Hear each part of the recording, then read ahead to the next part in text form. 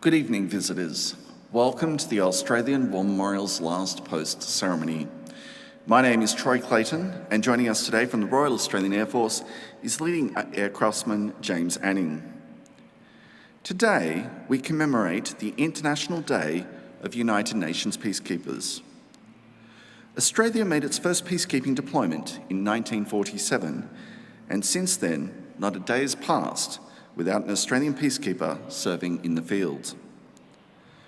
Australian peacekeepers have served in a wide range of roles across the globe and have contributed to more than 60 international peacekeeping operations.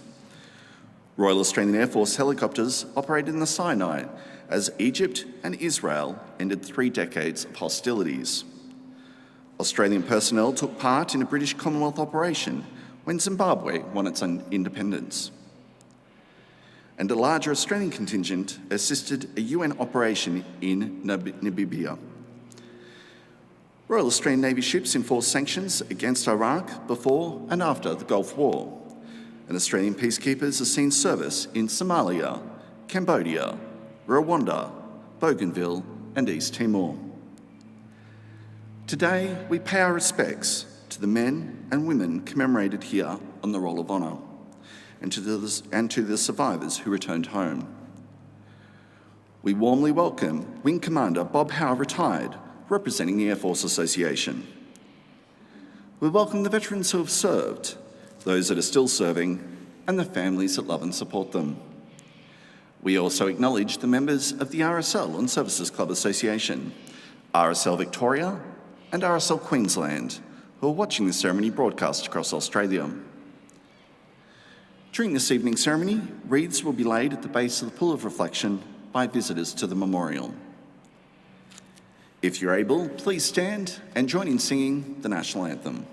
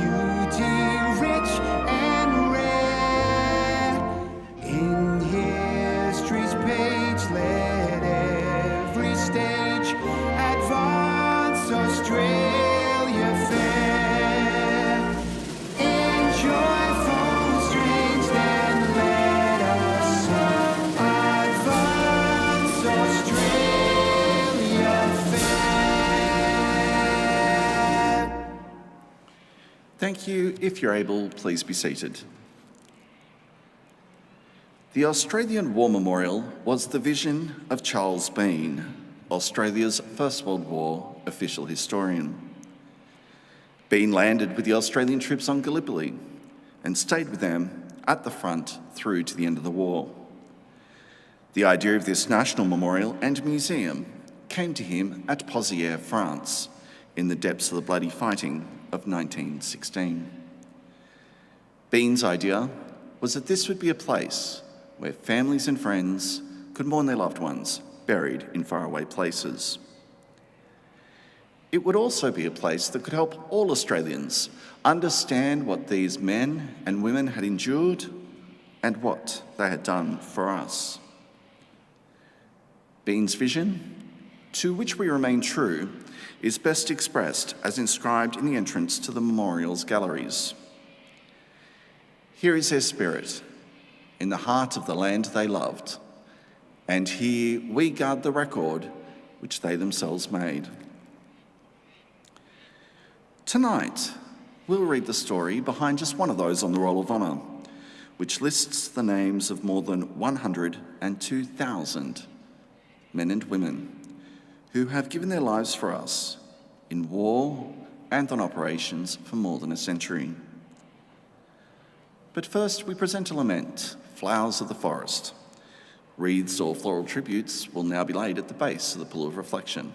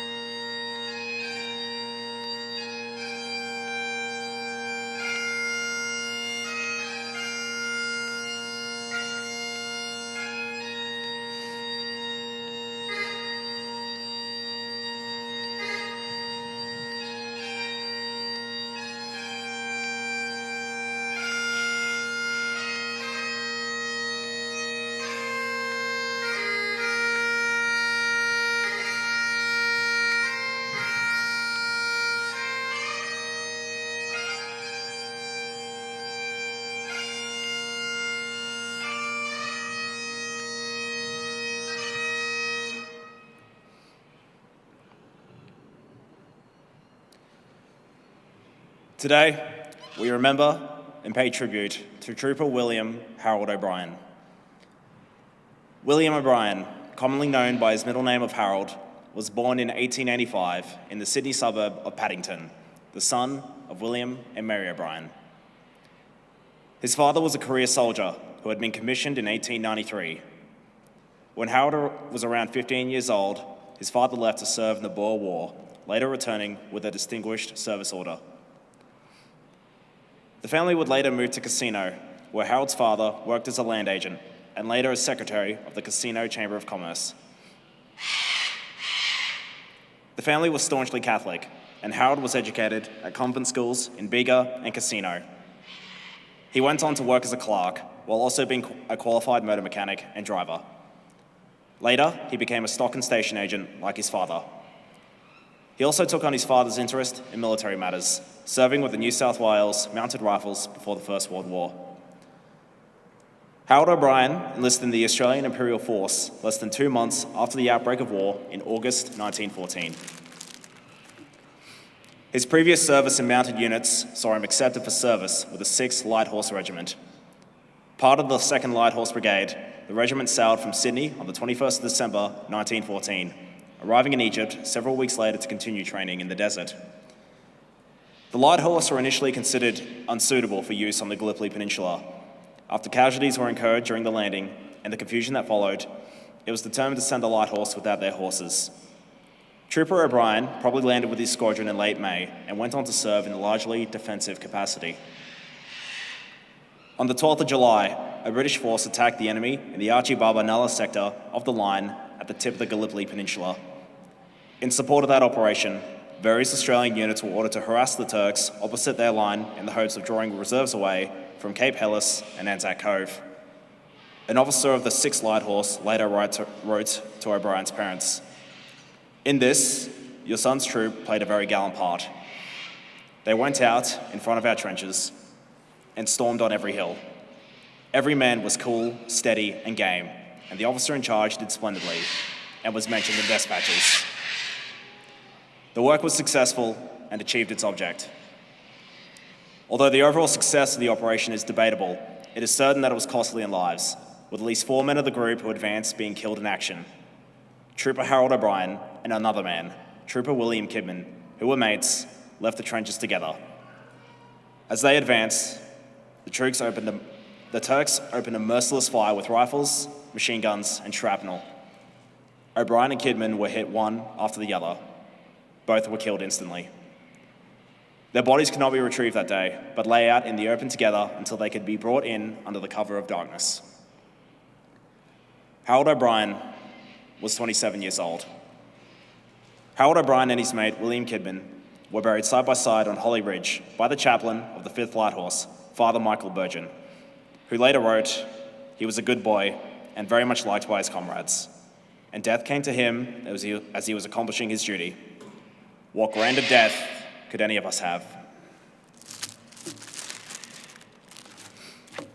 O'Brien's officer also wrote to Harold's parents, "I always found him to be one of the most keen and thorough gentlemen I have ever met, and dearly loved by all his comrades and myself. God, how brave they were. On they came, in the face of a murderous fire, but they never flinched. Poor fellows, it makes me shudder when I think of how they were cut up." Another close friend of O'Brien's, Trooper Thomas Mulholland, wrote, "I need not dwell upon our feelings at the loss of our dear comrade. As Harold was beloved by all who knew him, I can only say I feel as if I had lost a brother. As you are doubtless aware, we were very closely attached to each other, but I console myself in the knowledge that he died a noble death." He added that he and Kidman both rest peacefully on the slope of a hill overlooking the Aegean Sea. I cannot speak too highly of his comrades, who have erected a very nice cross, and also a wreath of evergreens, placed by the officers, non-coms, and the men of his troop on the grave. After the war, O'Brien's grave was moved to Shell Green Cemetery, where it bears the simple epitaph, "In loving memory." His name is listed on the Roll of Honour on my right, among almost 62,000 Australians who died while serving in the First World War. A photograph of his headstone is displayed today beside the pool of reflection. This is but one of the many stories of service and sacrifice told here at the Australian War Memorial. We now remember Trooper William Harold O'Brien, who gave his life for us, for our freedoms, and in the hope of a better world.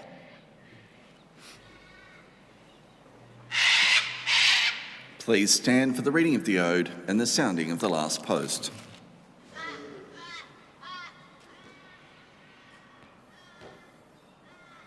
They shall grow not old, that'll left grow old. Age shall not weary them, nor the years condemn. At the going down of the sun and in the morning, we will remember them. We'll remember them.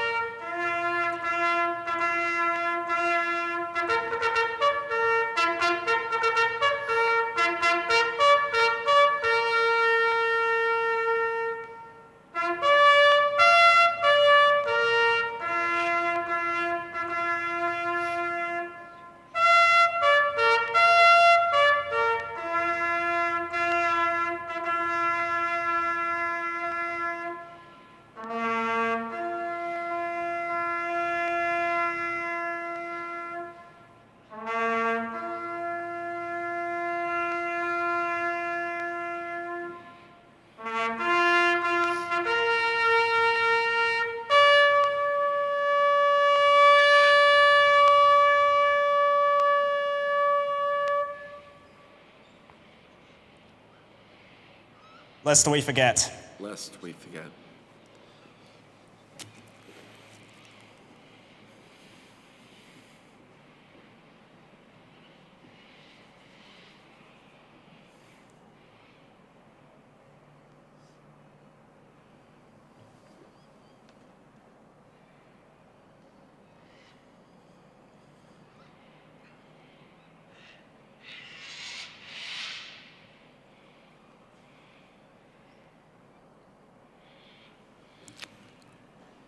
We leave you this evening with the words of the memorial's founder, Charles Bean.